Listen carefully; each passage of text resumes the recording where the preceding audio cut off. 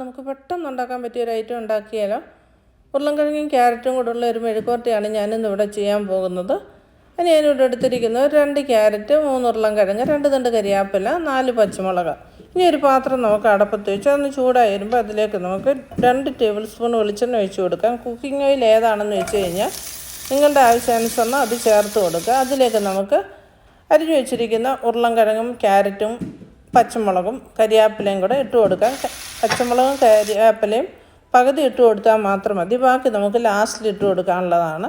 അതിനുശേഷം ഞാനിവിടെ എടുത്തിരിക്കുന്ന പൊടികളെന്ന് വെച്ച് കഴിഞ്ഞാൽ 1/2 ടീസ്പൂൺ വീതം മുളക് പൊടി, മഞ്ഞൾപ്പൊടി, കുരുമുളക് പൊടി, ഗരം മസാല ഓപ്ഷണലാണ്. അത് താല്പര്യമുള്ളവർ മാത്രം, ഇഷ്ടമുള്ളവർ മാത്രം ചേർത്ത് കൊടുക്കുക.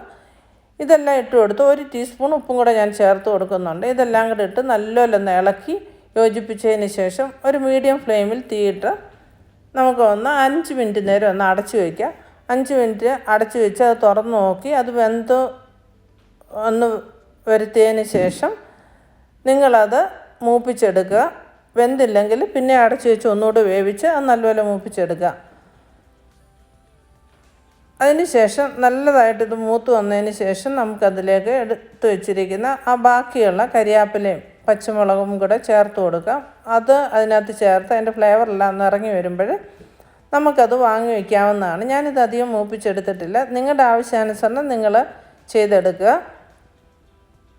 ഇത് ചോറിൻ്റെ കൂടെ ഒക്കെ കഴിക്കാൻ നല്ലതാണ്. ഉപ്പും എരിയും എണ്ണയും ഒക്കെ നിങ്ങളുടെ ആവശ്യാനുസരണം ചേർക്കുക. കുഞ്ഞുങ്ങളൊക്കെ ഉള്ളവർ കുറച്ച് ചേർക്കാൻ ശ്രദ്ധിക്കുക. കുഞ്ഞുങ്ങൾക്കൊക്കെ വളരെ ഇഷ്ടപ്പെടുന്ന ഒരു ഐറ്റമാണിത്. നിങ്ങളിത് ഉണ്ടാക്കിയതിന് ശേഷം നിങ്ങളുടെ അഭിപ്രായങ്ങൾ അറിയിക്കുക.